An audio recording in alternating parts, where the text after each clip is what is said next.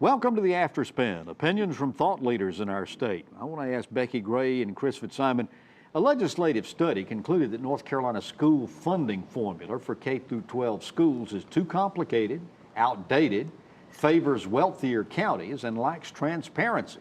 What's your reaction to this study, and how would you propose to fix it? Chris, I'll start with you. Well, I do think those things are true, that we don't do enough for low-income school systems. And, you know, we got to think back to why we fund schools the way we did. In the Great Depression, North Carolina was not going to leave it to poor counties to fund the schools. We wanted to guarantee everybody at least had an equal shot. It's sort of the precursor of the sound basic education that Judge Manning defined for us out of the state constitution, or interpreted the state constitution. I think we have to figure out a way to make fund. I don't have a silver bullet, but what we have now doesn't work. We have to figure out a way to make sure that low-income counties, just because you're born in Robeson County, you go to school in Robeson County, doesn't mean you shouldn't have access to the same quality of education, the same classes. I do think there's a role, increased role for distance learning through the state system.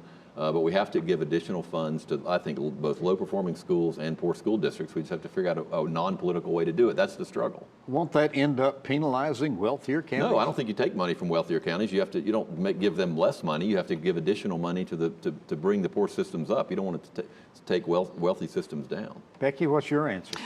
First of all, I think that the legislative study was very well done. I think that they addressed issues that have been problematic for many years.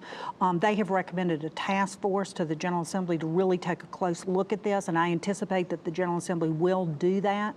As far as answers to school funding and how to do it, you know, one of the things that we've suggested at the organization that I work for, and many others across the country have recommended, is to do what they call backpack funding. And basically what that is that the money that's allocated for that child takes that money with them no matter where they go. And so you hear the thing of, you know, $9,000 per child is allocated, and then there's some local supplements. Well, you know, why not keep that money with that kid and they get to go wherever they go? And then you get out of the thing of counties competing or even schools competing for money. Help me with that, puts the focus on where the kid is. How does school choice make any, I mean, funding is funding, is it not? Yeah, but you know, the funding that is allocated for that child would go with that child into the classroom. And so it would take away some of that diversion of some of that money for other things, that it actually is allocated for the child.